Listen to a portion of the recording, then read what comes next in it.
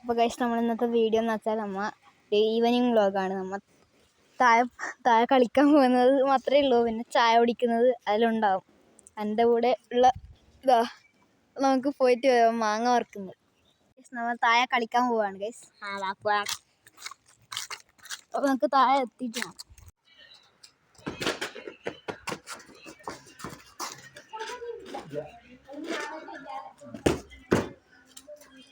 കാരണം നമ്മളെ ഇന്നത്തെ ബോൾ കളി നല്ല ആവേശമായി നടന്നുകൊണ്ടിരിക്കുകയാണ് ഗൈസ്.